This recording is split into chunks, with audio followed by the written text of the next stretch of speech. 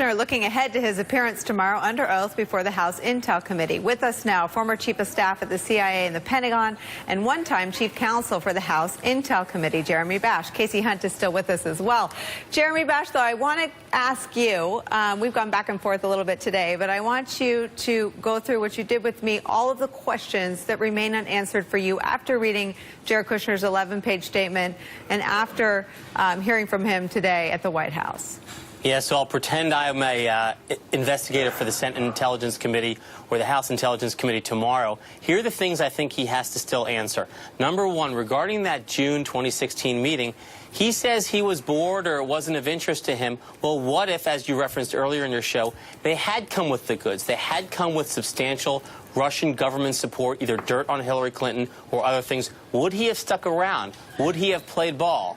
I think he has to answer that question. Can I stop you right there, yeah. Jeremy? Because isn't that a worse scenario than the meeting actually being about adoption and him getting... I mean, isn't that a worse fact for him to say I was only there for dirt on Hillary from Russia when I found out it was actually about adoption? I bailed?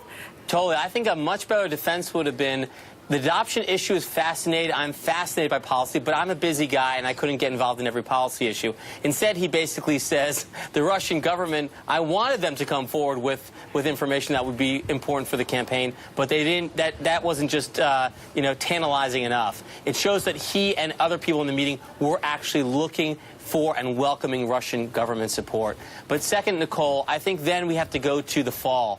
On October 7th is when the DHS Secretary, the Department of Homeland Security Secretary, and the Director of National Intelligence publicly fingered Russia as the culprit for the hacking.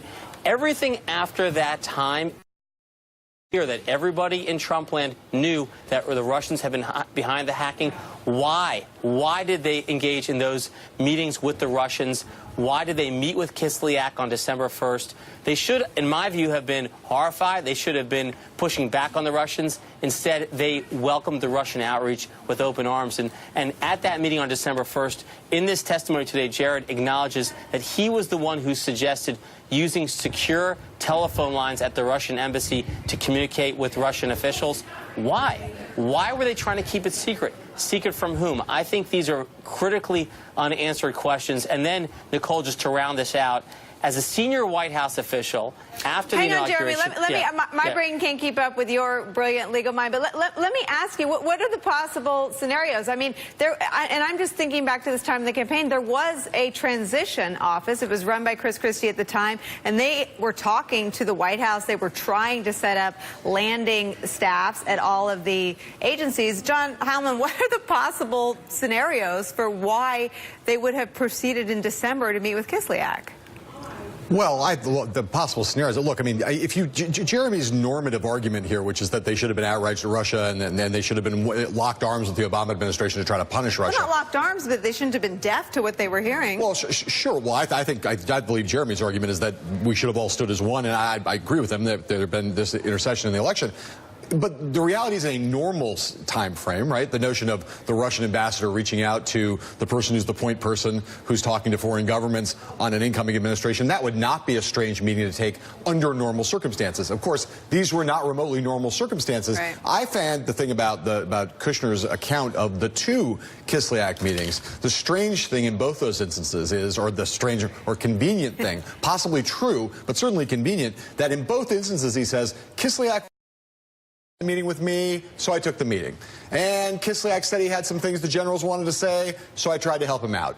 Later, when he goes to meet the banker, he says, Kislyak was knocking down my door. I didn't have time to meet this banker, but eventually, because he was so insistent, I took the meeting with the banker. It's all basically, Kislyak did it. Well, Kislyak's no longer in Washington, D.C., and Kislyak's also not going to be called before a Senate or House committee. Kislyak's gone, effectively, from the world of having any accountability here, so it's kind of convenient and interesting that the main person that Kushner credits for having essentially been, if there's anything here to see, this is all on Kislyak, not on me.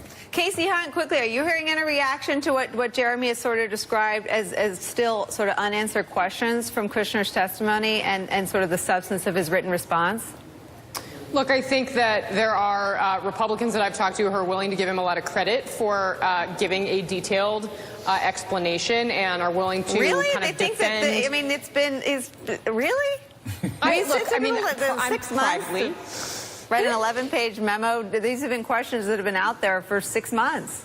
I think that those who are willing to defend him are willing to say, look, this was a campaign where essentially collusion was not possible because everything was so crazy. They're willing to buy into the defense. I mean, what Heilman was just walking through is exactly that. He essentially walked through each and every one of these potentially problematic moments and essentially said it was either too chaotic or I was sloppy or my assistant was sloppy.